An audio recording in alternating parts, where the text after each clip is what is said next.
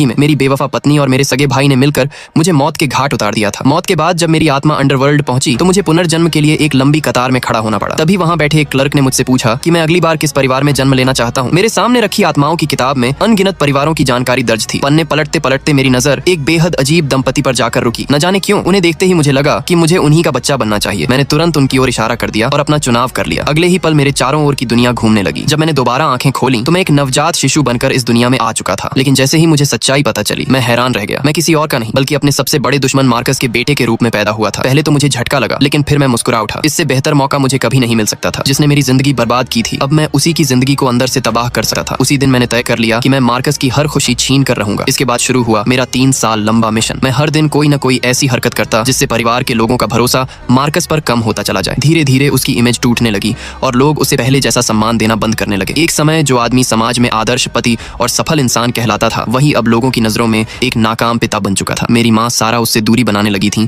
और घर का माहौल भी पूरी तरह बदल गया था। यहाँ तक कि मेरे दादा दादी भी उससे पहले जैसा व्यवहार नहीं करते थे। मार्कस को लगने लगा था कि पूरा परिवार उससे दूर होता जा रहा है। उसकी आंखों में मेरे लिए गुस्सा भी था और डर भी। समय बीतता गया और आखिरकार दादाजी की 60वीं सालगिरह का दिन आ पहुंचा। उस दिन एक भव्य समारोह रखा गया था। शानदार बॉल रूम मेहमानों से भरा हुआ था और हर तरफ हंसी मजाक का माहौल था। मैंने भी एक छोटा लेकिन बेहद खूबसूरत सूट पहन रखा था। दादाजी मुझे अपनी गोद में बैठाए हुए थे और हर आने वाला मेहमान मेरी तारीफ करते नहीं थक रहा था। दूसरी तरफ मार्कस भी पूरी तैयारी के साथ लोगों के बीच घूम रहा था। लेकिन मैं जानता था कि उसके मन में क्या चल रहा है। वह इस मौके का इस्तेमाल करके सबको दिखाना चाहता था कि वह एक अच्छा पिता है और उसके बारे में जो भी बातें होती हैं वे सब झूठ हैं। कुछ देर बाद केक काटा गया। तभी मार्कस मुस्कुराते हुए मेरी ओर बढ़ा। उसके हाथ में केक का एक छोटा टुकड़ा था। वह सबके सामने मुझे अपने हाथों से केक खिलाकर एक परफेक्ट पिता की छवि बनाना चाहता था। उसे पूरा यकीन था कि इतने लोगों के सामने मैं कुछ नहीं कर पाऊंगा। लेकिन उसे क्या पता था कि मैं पिछले 3 साल से इसी मौके का इंतजार कर रहा था। जैसे ही वह मेरे पास पहुंचा मैं अचानक दादाजी की गोद से उतर गया। मैं तेजी से पीछे हटने लगा और ऐसा दिखाने लगा जैसे मेरे सामने कोई भयानक राक्षस खड़ा हो। मेरे चेहरे पर डर साफ दिखाई देने लगा